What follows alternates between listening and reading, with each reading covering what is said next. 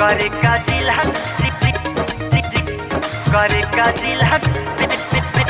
बेतिया जालू Akarshan Films present करे का जिला बेतिया जालू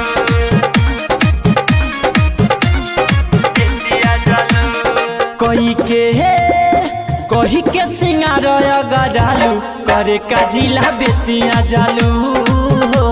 करे का जिला बेतिया जालू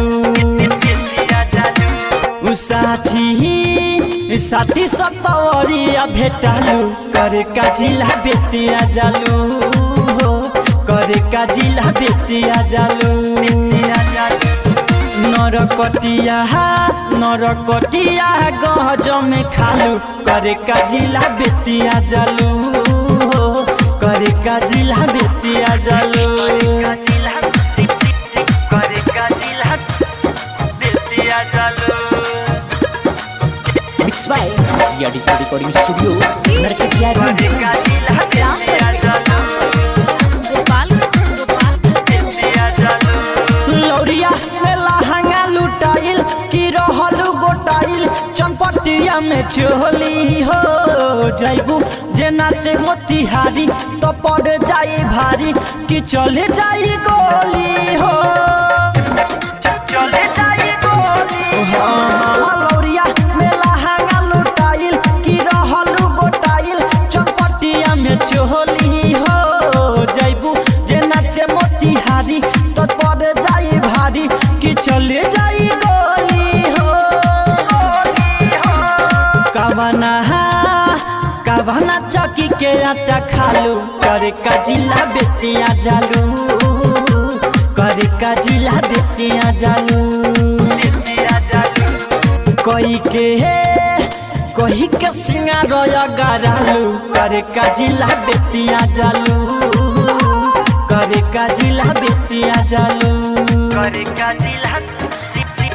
करे का जिला बेतिया जालू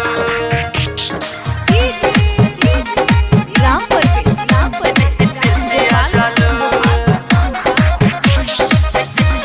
बेतिया जालू बेतिया जालू देखी के काजरा कटारी फिदाबा भसुरारी रामनगर मझवलिया हो पागल बनवले बा सबके इलब के तोहर इललव ठललिया हो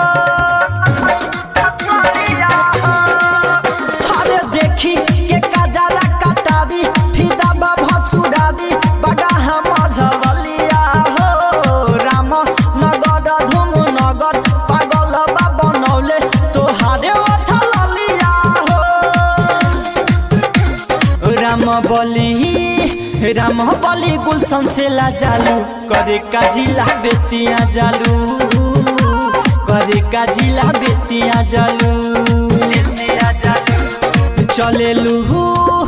चलेलू कमाल चल गोरिया के दिल पे चलाई छुड़िया के दिल पे चलाई छुड़िया Ria Digital Recording Studio Narkatia